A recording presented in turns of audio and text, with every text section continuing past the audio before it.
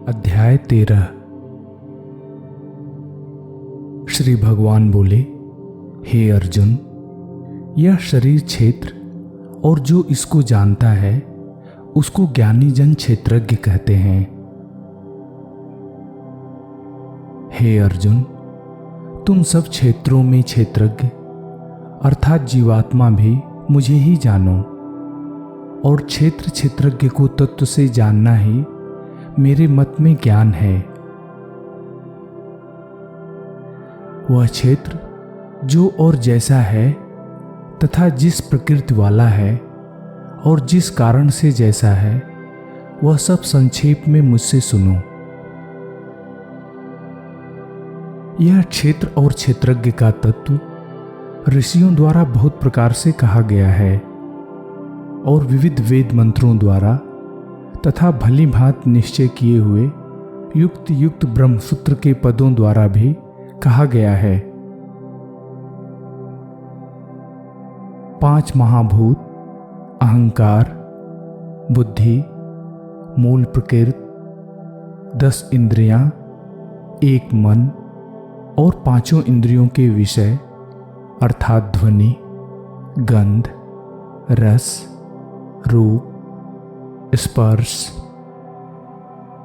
तथा इच्छा, द्वेष, सुख, दुख, स्थूल देह का पिंड, चेतना और धारण शक्ति के सहित यह क्षेत्र संक्षेप में कहा गया है।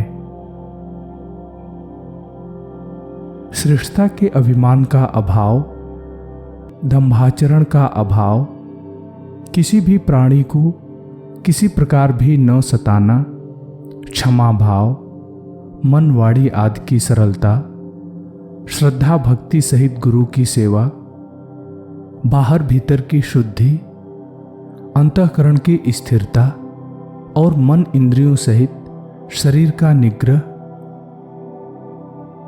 इस लोक और परलोक के संपूर्ण भोगों में आसक्ति का अभाव, अहंकार का अभाव, जन्म, मृत्यु, शरीर और रोग आदि में दुख और दोषों का बार बार विचार न करना, पुत्र, स्त्री, घर और धन आदि में आसक्ति का अभाव, ममता का न होना तथा प्रिय और अप्रिय की प्राप्ति में सदा ही चित्त का सम रहना,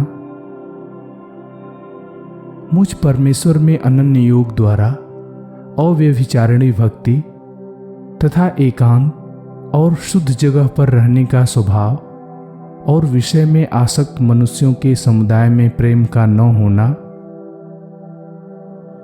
अध्यात्म ज्ञान में नित्य स्थिति और तत्व ज्ञान के अर्थ रूप परमात्मा को ही देखना, यह सब ज्ञान है, और जो इसके विपरीत है वह अज्ञान है।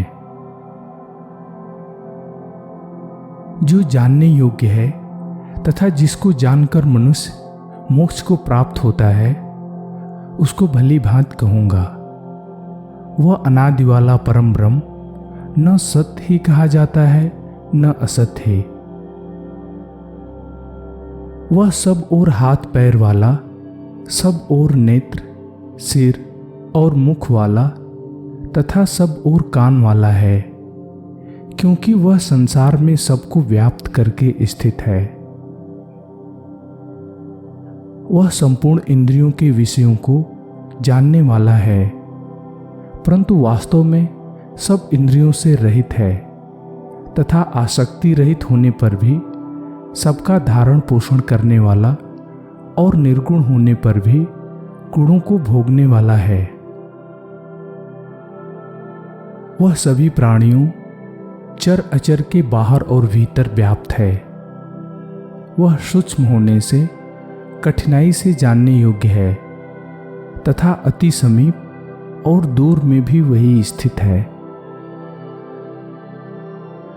वह परमात्मा विभाग रहित एक रूप से आकाश के समान परिपूर्ण होने पर भी चराचर संपूर्ण प्राणियों में विभक्त सा स्थित प्रतीत होता है तथा वह जानने योग्य परमात्मा विष्णु रूप से प्राणियों का धारण पोषण करने वाला, रुद्र रूप से संहार करने वाला तथा ब्रह्मा रूप से सबको उत्पन्न करने वाला है।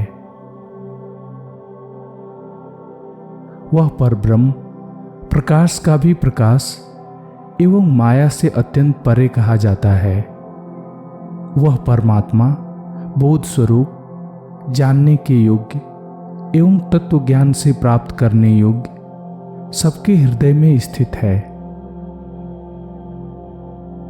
इस प्रकार क्षेत्र तथा ज्ञान और जानने योग्य परमात्मा का स्वरूप संक्षेप में कहा गया।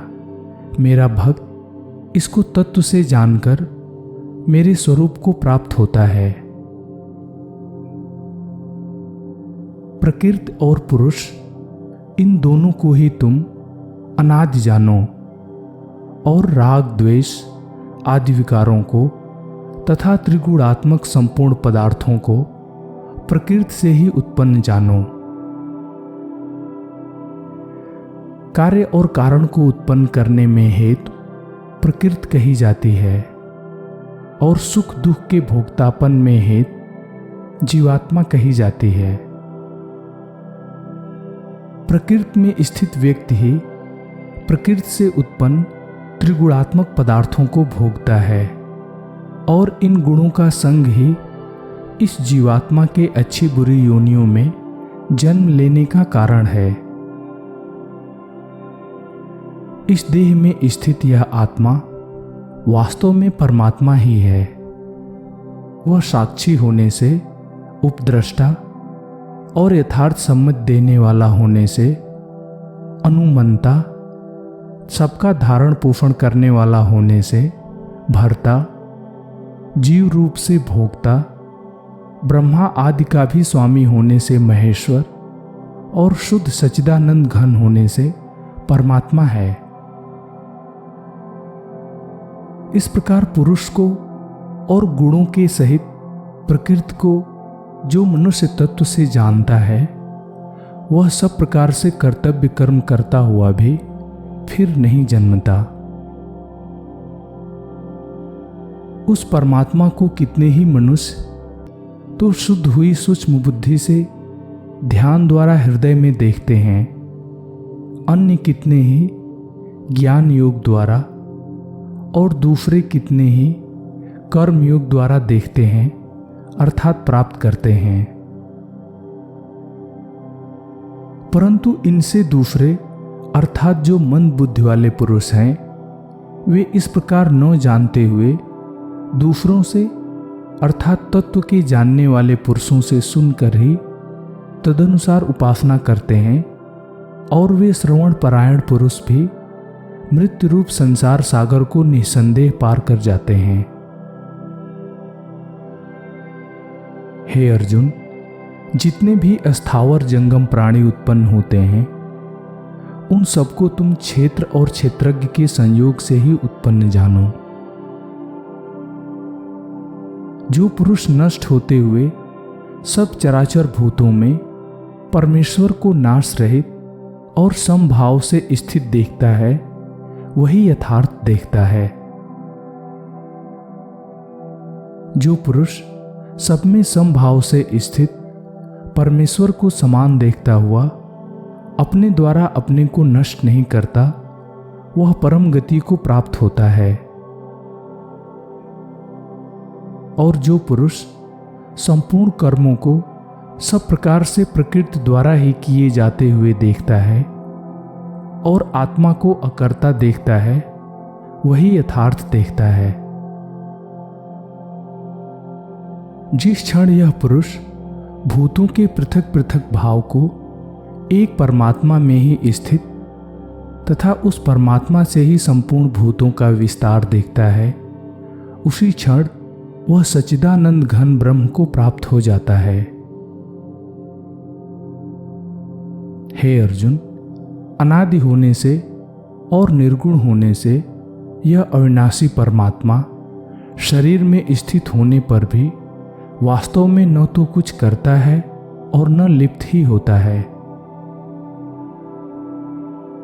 जिस प्रकार सर्वत्र व्याप्त आकाश सूक्ष्म होने के कारण लिप्त नहीं होता, वैसे ही देह में सर्वत्र स्थित आत्मा निर्गुण होने के कारण देह के गुणों से लिप्त नहीं होता। हे अर्जुन, जिस प्रकार एक ही सूर्य इस संपूर्ण सौर मंडल को प्रकाशित करता है, उसी प्रकार एक ही आत्मा संपूर्ण क्षेत्र को प्रकाशित करता है।